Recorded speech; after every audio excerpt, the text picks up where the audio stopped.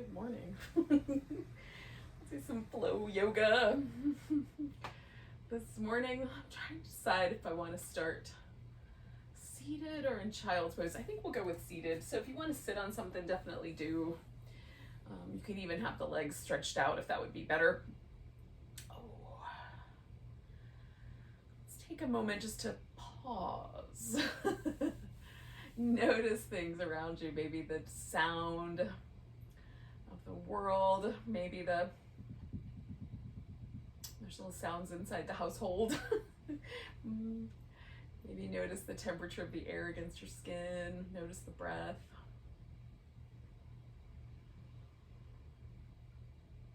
Just settle in.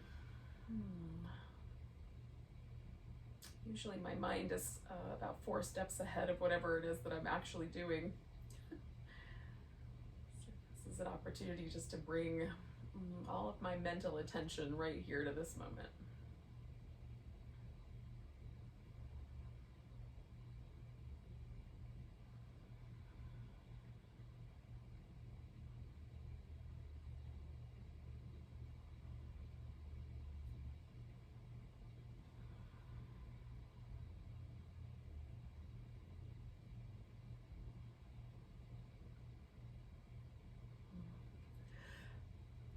Excuse me. I can feel that coming. Whether your breath is tickling your nostrils or not. We'll do about 3 more. If I can get through 3 breaths.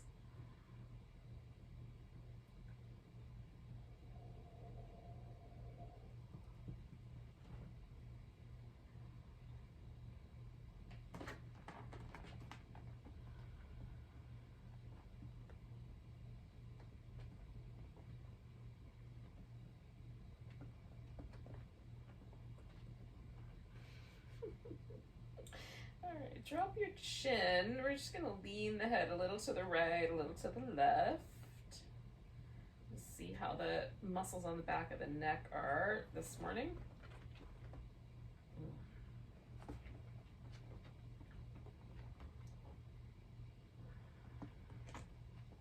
So for me, the right side's a little tighter than the left. So I'm going to start with my left shoulder. I'm going to lean my head over to the right. Kind of, as best I can, I'm sort of letting it fall like towards my right shoulder, the top of my head, my forehead, something along that line. Then I'm going to rotate my left shoulder forward and rotate it back. And when I rotate it back, it kind of pulls against that stretch, that muscle going up the back of my neck. So I'm only pull into the point where I feel it. I'm not trying to be overly aggressive. Let's do 3 more.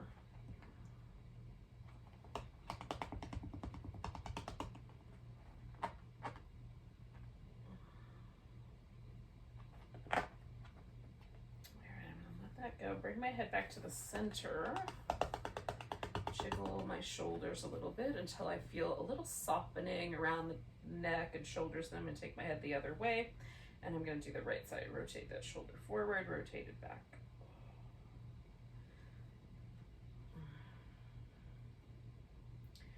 Again, I'm just pulling to the point where I feel the stretch without trying to go to a place where it feels abusive.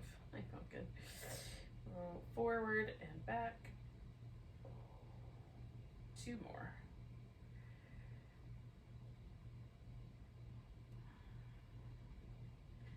I'm really trying to make sure that I'm kind of, as best I can, doing that rotation with my shoulder. I'm going to bring my head all the way back to the center. Give everything a little movement.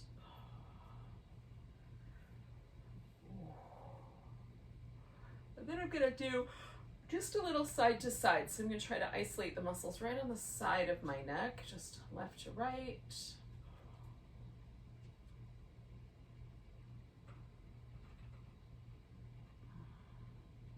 Again, the right side's a little tighter when it comes to these muscles too, so I'm going to start with the left side. So I'm going to take that left shoulder and elevate it and depress it. So it's just going straight up and down. So there's not a rotation this time. Just straight up. That takes the pressure away. As I pull my shoulder down, I feel a little more stretch along that side. Do that 3 more times.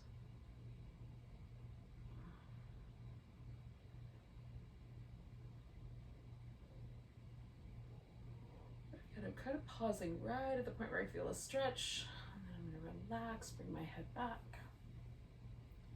Give my shoulders a little movement until I feel a little softening, a little relaxing of the muscle along the neck and shoulder, and then I'm going to do the other side. So this was the side that was feeling a little more tight, a little more sensitive. Just checking into that.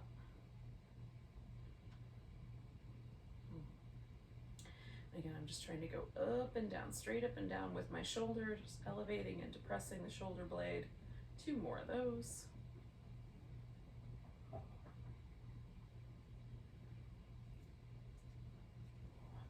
I'm going to lightly flip my head back up to the center.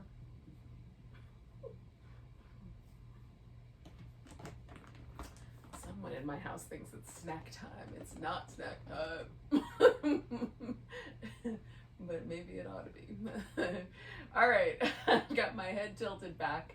I'm going to work with these muscles that live kind of, it's a muscle that comes from just behind my ear, kind of down out across the broad part of the collarbone. I'm just going to test it out. Now this muscle doesn't really feel that much different for me left to right, but since I've done everything else starting on the left, I'm going to start on the left here as well.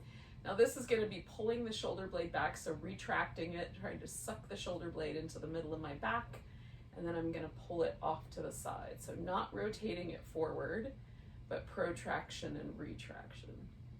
And I really feel the stretch when I retract that shoulder blade back, and then pull it forward. So we're doing 2 different things. One is we're moving the shoulder through all of the different motions that the shoulder blade does, especially the muscles and the rotator cuff muscles. Getting all of those involved. And then we're also adding in a little stretch to the neck. All right, I'm gonna come back to the middle, give everything a little movement. Should be back in about an hour. All right, I'm gonna do the other side. So I'm gonna do the right front, sort of retracting my shoulder blade back and then bringing it out.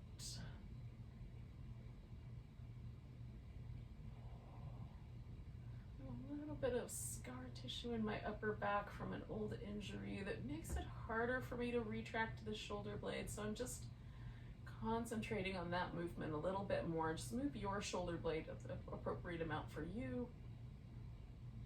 You might be doing yours a little faster than me. Oh, I'm gonna do 2 more. It takes me a second to kind of snuggle my shoulder blade in amongst all that tissue.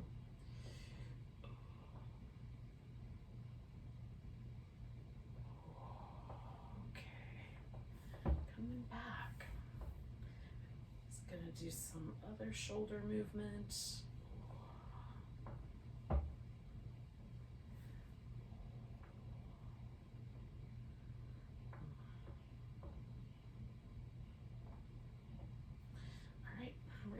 Up to all 4s. So do some rounds of cat.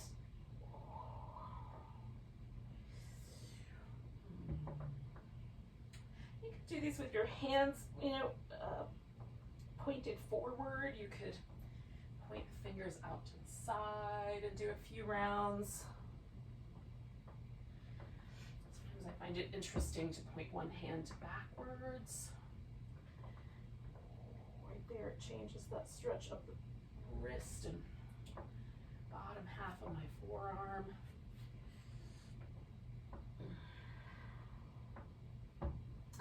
It's intense enough that I prefer to do one side at a time, but maybe both sides at the same time would feel nice to you.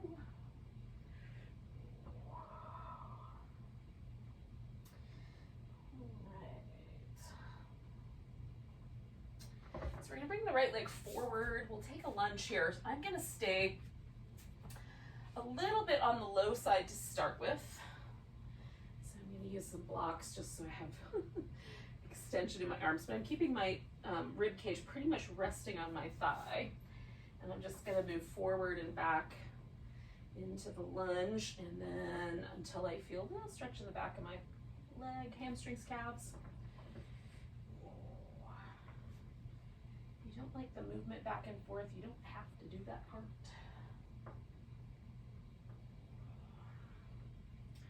Right now I'm going to find a lunge and then come all the way up. The arms can go up.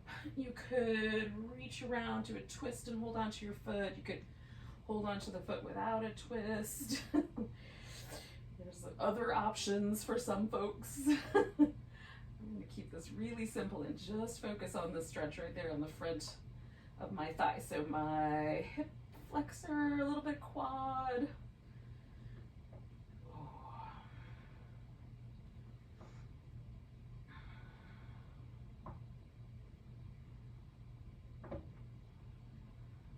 Two more breaths.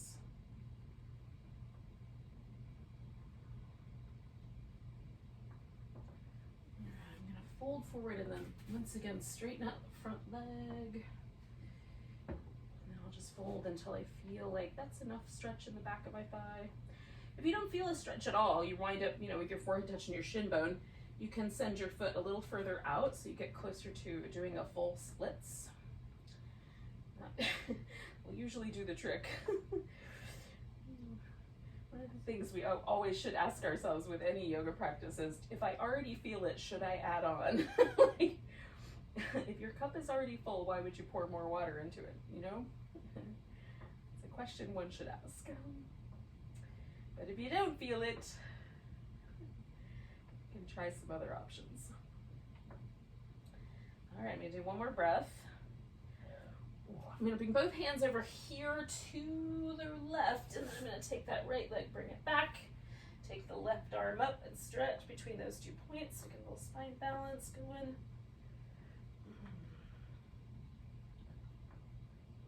Oh, and I'll bring the legs down, leg and arm. I'm going to come down to my elbows and do some cats. And with the shoulders and the hips in a different relationship, the cats hit a little different for me. I get a little more of a kind of feeling of stretch in my upper back as I round up.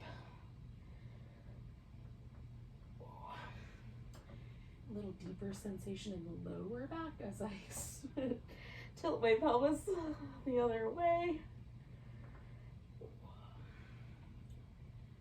All right, let's bring the left leg forward.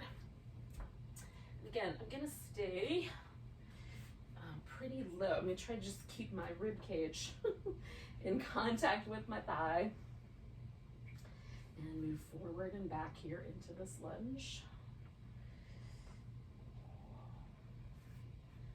Again, the movement is optional. I like it. It feels like a good way to move into muscles that sometimes are quite tight, is to move back and forth a few times. I'm going to come into the lunge and hang out. So I do a movement first and then the hanging out. It's a nice combo. Sometimes hanging out and then moving feels good too. You can experiment with the order of things.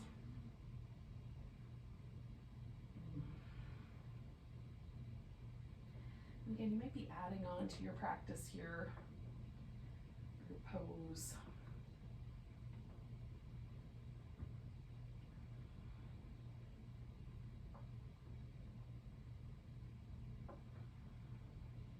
More breaths.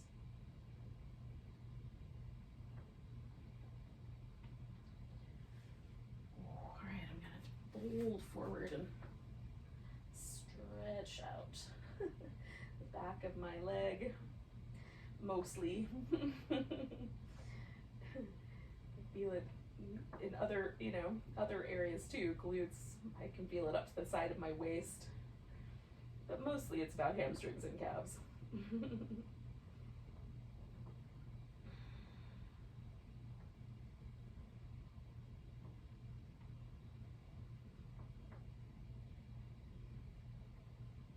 Just trying to relax relax my attention a little bit so there's a little bit of softness around my eyes. All right, I'm coming around the side here, and then I'm gonna do that spinal balance again, left leg, right arm. Give it a good long stretch.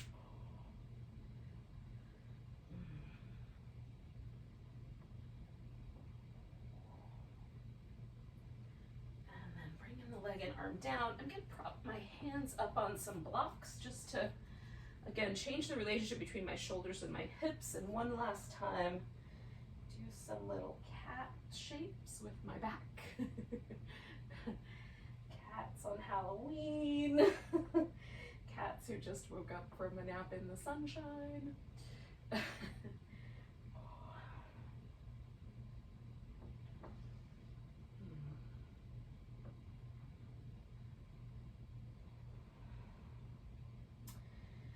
now what happens with my hands propped up is that I feel this more in my upper back when I do this shape, and I feel it more in my lower back when I do the other shape. So it's exactly the opposite of having my elbows lower, or having my shoulders lower than my hips on the elbows.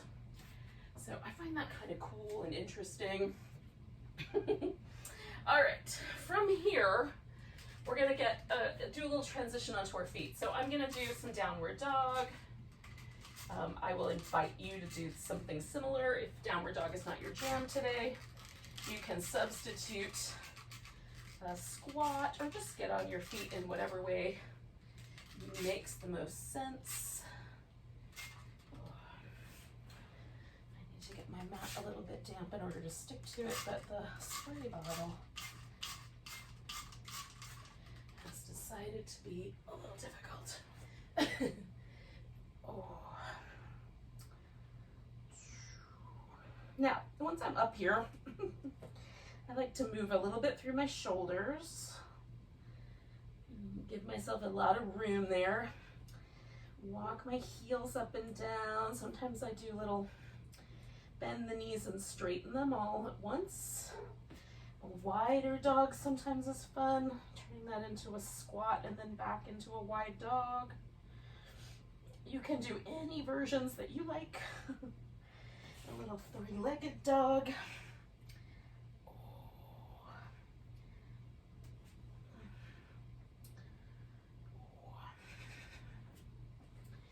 And you've had enough downward dog. Get on your feet. Now, I'm going to do a little transition here as well, where hanging upside down in this forward bend, with my legs out wide, I'm just going to shift from one side to the other so I can get a little bit in this inner thigh. So I'm got my toes turned out. I'm just shifting from right side to left. So one knee is bent, the other leg is straight. And my torso isn't really moving per se, but there's definitely a shift happening. Okay, but the movement is in the legs, so I'm going to do that one more time on each side. And even now, one more. And then I'm going to keep the legs steady and move just my torso. So over to the left, and then over to the right. So that's giving me, a little bit of a stretch through my side waist and through my ribs, my lats.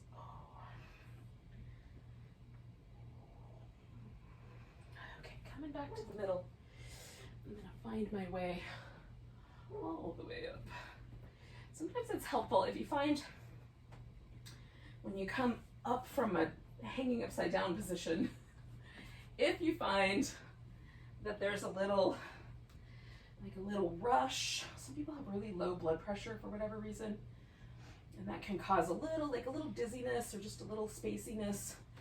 So if that's the case, maybe stop with your head level with your hips and take a breath there, and then come up the rest of the way. So you can add a little halfway point. All right. So find your mountain pose if you haven't already. See what the general sensation of your mountain pose is today. Does it feel like the right side's the same as the left?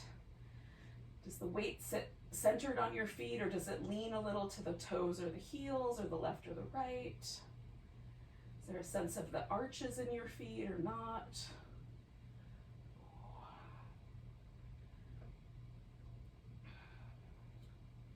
As we go along, we might notice changes. We're going to take a big stretch. I'm going to grab my right wrist, stretch over to the left. Coming back, fold forward. Coming up halfway. So I'm going to try to hold myself steady. You can bring the arms overhead, out to the side, around behind. You could even put your hands on a block or two. We're going to pick up the left leg and stretch back. See if we can balance in a warrior three of some sort. So the hips are as level as we can make them.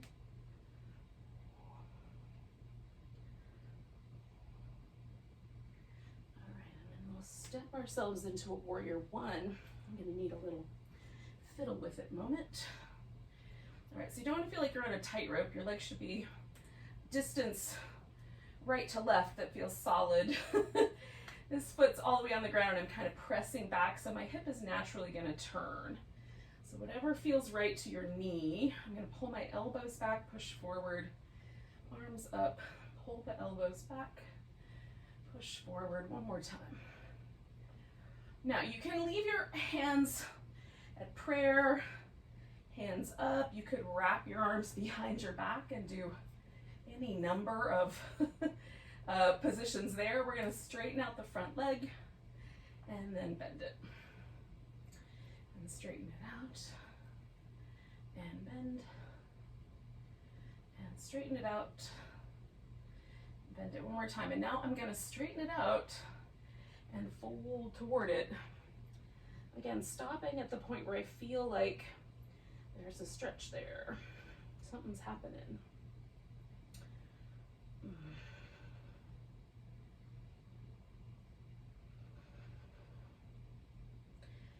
Sort of bringing my shoulders together, retracting my shoulder blades, so I feel that stretch a little bit across the front of the shoulder there. I'm going to do one more breath like that. And then releasing my shoulders, I'm going to step myself back to dog. Move those out of the way first. Oh. Now you can just stay with your down dog or come forward into your plank. You want to add some extra plank time or a couple of push-ups, you can do that. Then find your way through a back bend, back to down dog. Take the right leg up. Try to keep the hip as level as possible as we reach. And then step that foot forward. Wherever it lands is fine, just adjust so that you're back to that warrior one shape with the legs. We're going to do a little bowing warrior here. You didn't choose to do the arms behind the back for the last pose. You could do it again here, or do it here instead. One more breath. And then I'm going to lean into my right leg. I'm going to wiggle it a little bit away from the plants. And come to a standing splits. See how high up I can get that left leg. We'll bring it down, come up halfway. Again, you might just stay here, or you can fold in and then come all the way up to standing. Take a moment. Find your mountain pose. Noticing. Is there a difference between the left and the right? Nice big breath. Grabbing the left wrist, let's stretch over to the right. Coming back, we're gonna fold. Come up about halfway. Pick that right foot up, take the warrior three.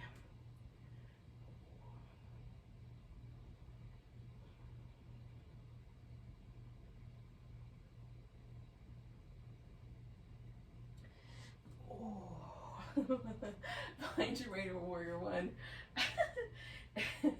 In whatever way works. All right, we're gonna bring the arms up, Pull the elbows back. Push them forward. Up, back, forward one more time. All right, then I'm going to take my opposite wrist and hand, straighten out the leg, bend it, and straighten it out, and bend. Do that twice more.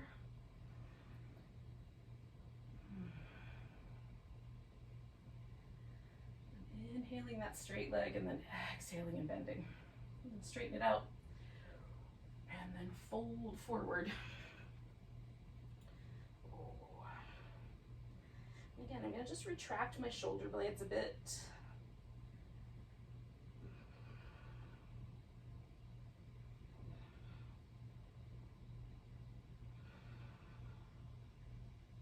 Two more breaths.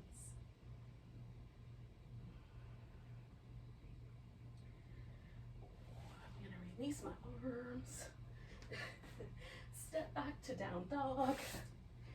Again, you could just stay with the down dog.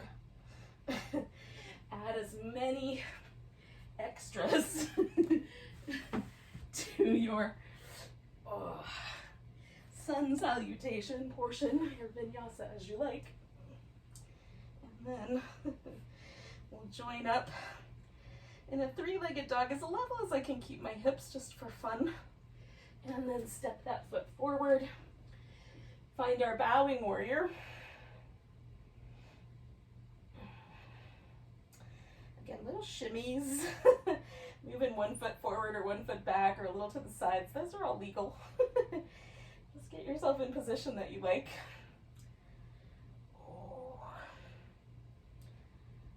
Okay, I'm gonna jiggle my left foot a little closer to the middle of my mat and then lean into it and find that standing splits.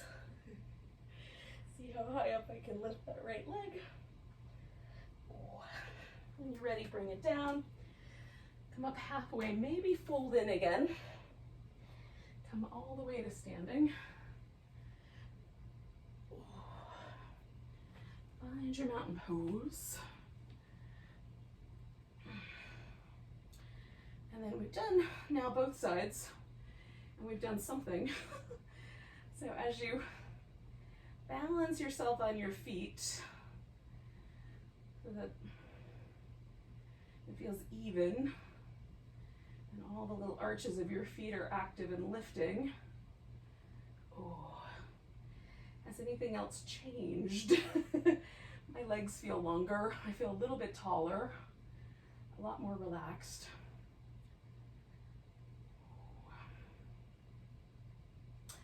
So you're gonna pick a side to step out to. I'm gonna step out with my left foot, but you could just as easily step out with the right, whatever you think is the best one for your viewing point. So I'm just gonna pick that leg up and step out. And then finding this wide angle shape, I've got my toes turned in. I'm gonna fold forward. Now, you don't have to have the toes turned in. For some people, that'll cause a binding in the knee as soon as you start to fold. So turning out might be better. The other thing that's possible is that you won't want to fold all the way. You might want to stop halfway. A block can be helpful. I'm going to press my feet into the mat and kind of stretch the mat between them. And I'm going to try to let my upper body be really relaxed.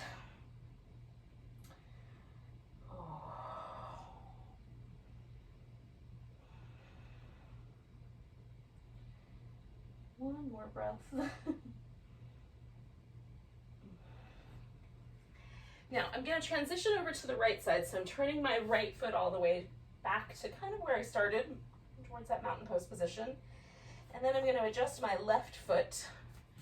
I'm going to use a block here because my arm's not that long, because we're going to go from a side angle shape to a triangle shape.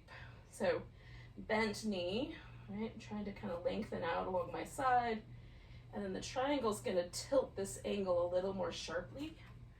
So side angle to triangle. I don't know if that is visible or not, but I'm trying to make a difference here. So now a little smoother, and now a little more of an angle there for the triangle. So one more side angle. And now I'm gonna stick to the triangle. You could stick to the side angle as well if you're kind of into that today.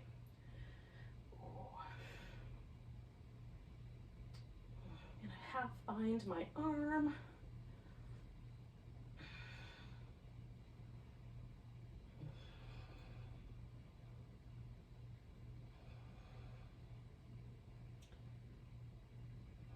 One more breath.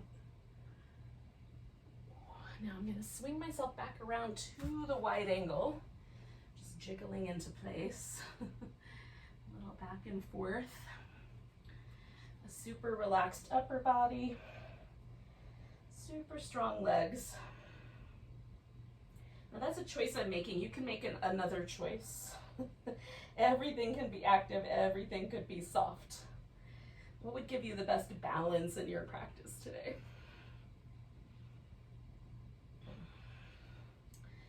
For me, I already carry habitually enough tension in my neck and shoulders that I don't need to add that.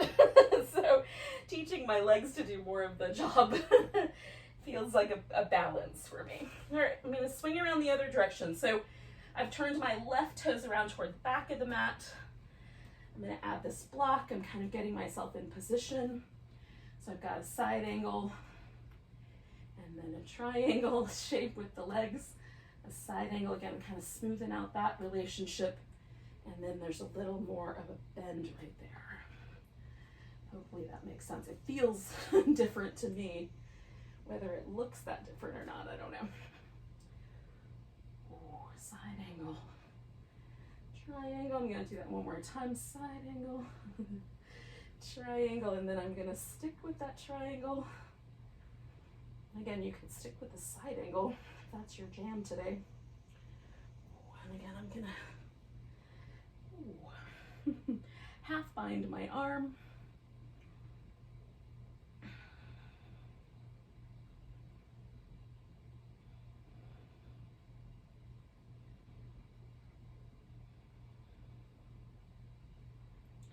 Do one more breath. And then I'm transitioning back to my center point, and that's just that wide angle one more time. Strong in the legs, super relaxed in the upper body.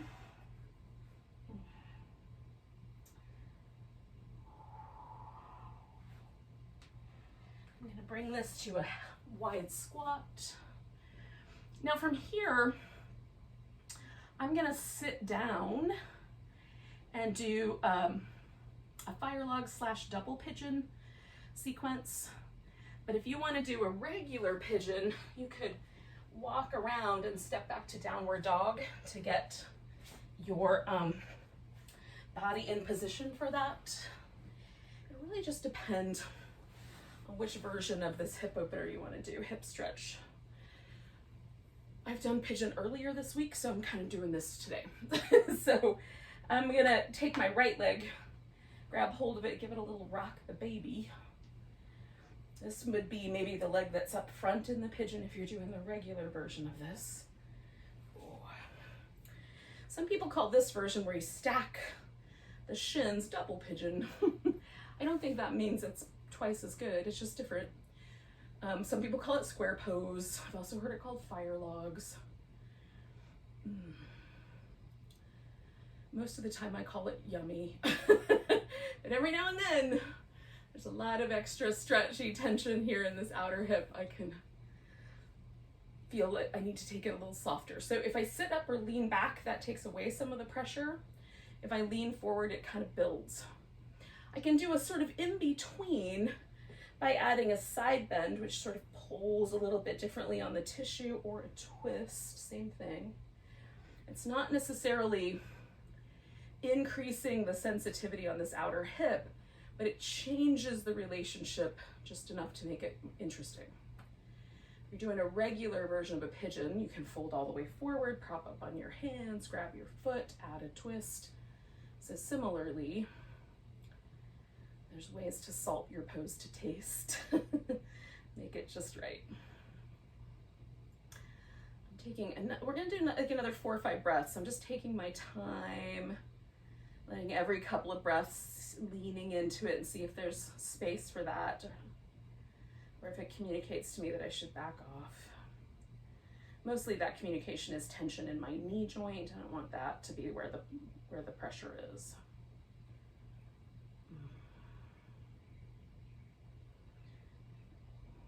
One of the goals, I think, of asana practice, of practicing yoga poses, is becoming more fine-tuned, more sensitive to the body, as opposed to less sensitive.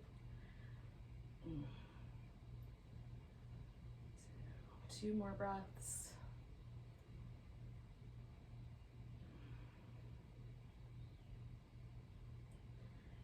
I'm going to do a twist with this. I'm just going to take my right leg and bring it up. If you're doing a regular pigeon, you might bring the back leg around, and then maybe you twist a different direction. So I'm turning to the leg.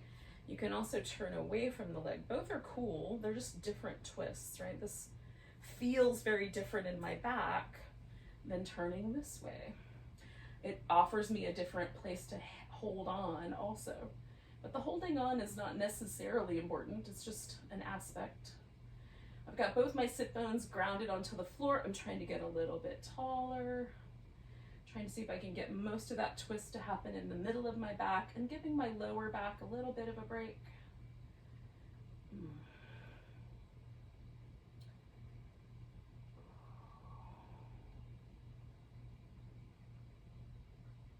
2 more breaths.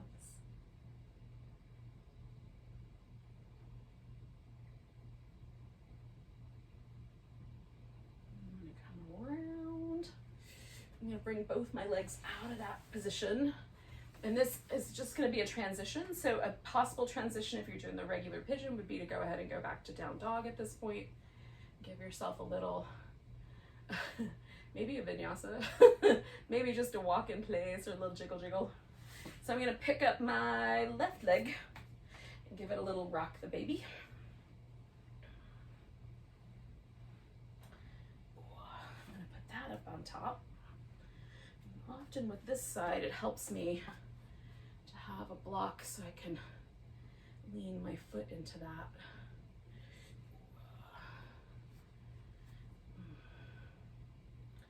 And again, I'm just starting sitting straight up tall, just noticing the inclination of this sit bone to want to lift off the floor. Like what happens if I don't do that?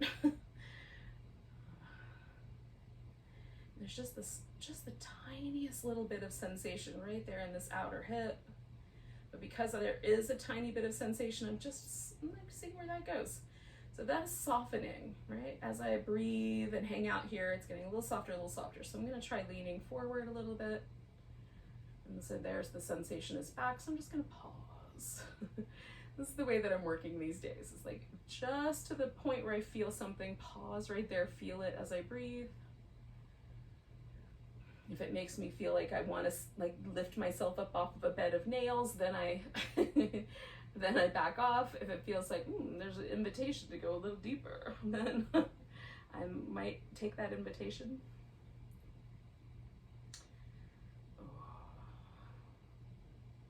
I think for a long time, one of the sort of unstated but clearly clear agenda of a lot of asana practice, and by clear agenda I just mean like all of the pictures that we've been presented with people doing yoga poses have all been sort of hypermobile, extreme,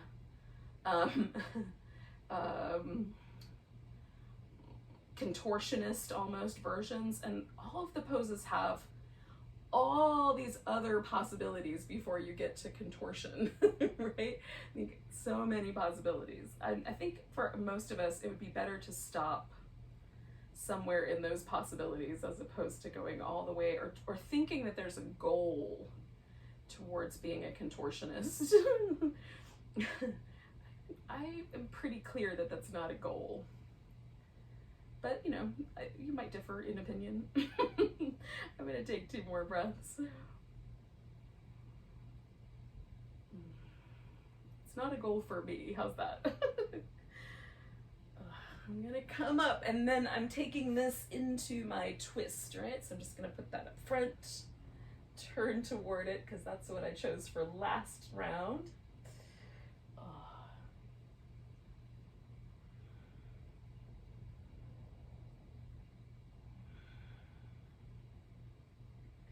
Again, I'm just experimenting. It's really tiny. I'm not even sure that it's perceptible movement. But like if I undo the twist in my lumbar spine, but up the twist right between my shoulders, how does that feel?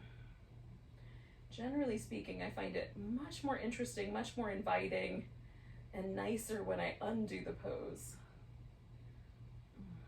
Lower backs, especially as we age, are areas where we want to be sensitive, we want to be aware. So very commonly, I'm going to come out of that twist. It's just a common area for disc herniations and problems, stuff like that. So why would we want to give ourselves more of a potential for that kind of nonsense? That's the question I have. I'm going to do one more pose, and I'm going to make it kind of a big diamondy butterfly. Some people call this star pose. It's sort of a variation on the turtle. And I'm going to let my back round like that, like a shell of a turtle. But this, again, speaking of lumbar spines, is not right for everybody. So if your lower back feels pinchy, uncomfortable, anything along that line, pick your torso up so that you keep the curves in your spine neutral and just hinge from the pelvis. And then that will give you like the inner thigh and the outer hip, and it won't necessarily put your back at risk. If your back loves a rounded forward bend, it just feels good, good, good, go for it. See what happens. Just be kind. I'm not efforting to get my forehead into the center of my, the arches of my feet. I'm just letting myself find the point where, I feel that all the way across my back. And as I breathe, it gets a little more interesting around like these little areas of soft tissue between my hip and my rib right back here in my back, which is a sensitive area, so it feels nice to be kind to it.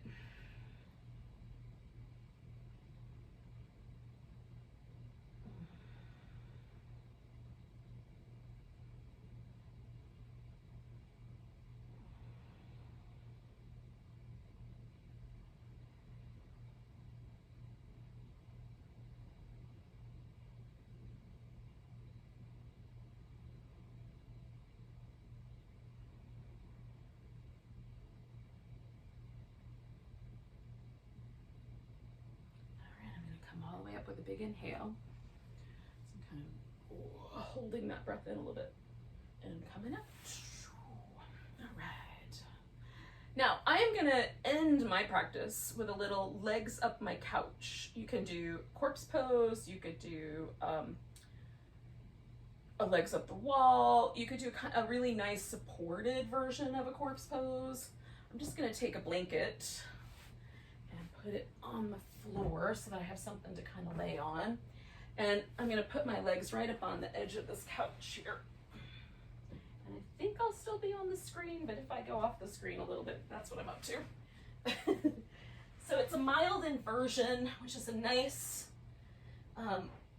thing to do. Getting your legs up feels really nice.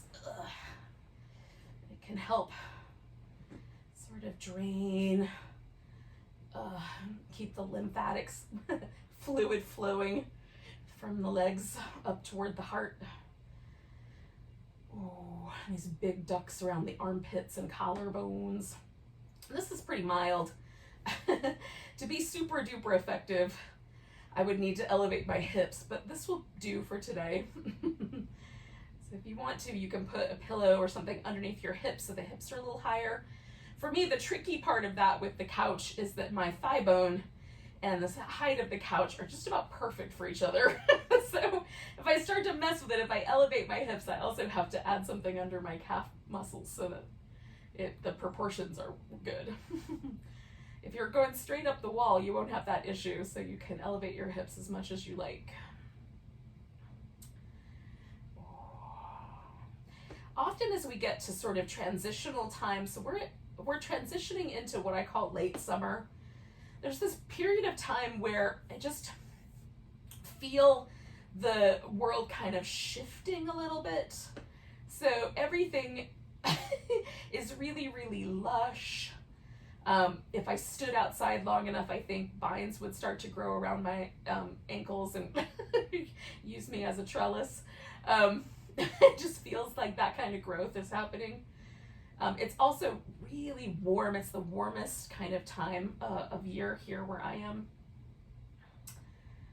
It might also be the warmest time of year where you are. And so there's a kind of slowing down that happens, and that period of time right before one season turns into another season. So this kind of latter end of summer is sort of this period of slowing down before we sort of start to feel the briskness of fall. So it's a great time to me to practice inversions, especially yummy mild ones. So anyway, I'm gonna hush now and we'll just pause for a little bit.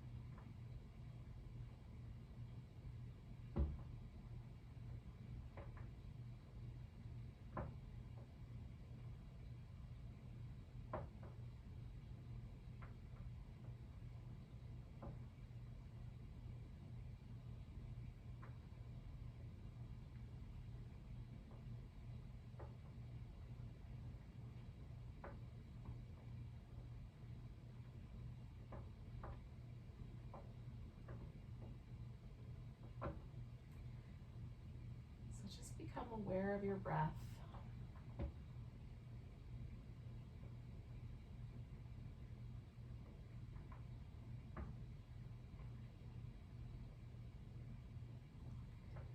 Maybe circle back to where we started, noticing the sounds around you, the temperature of the air.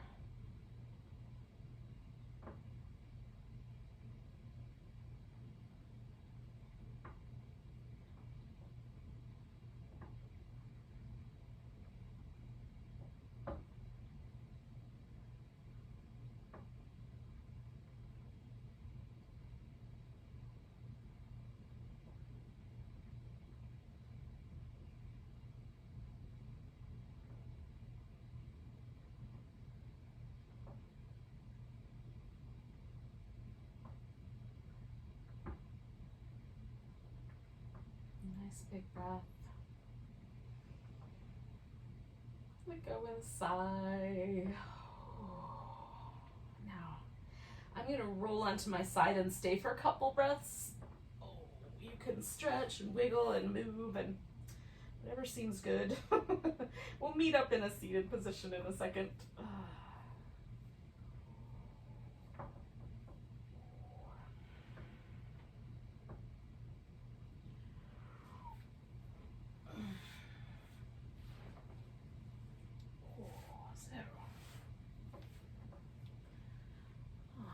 Thanks for joining me for some flow yoga this morning, vinyasa. Let's take a big breath.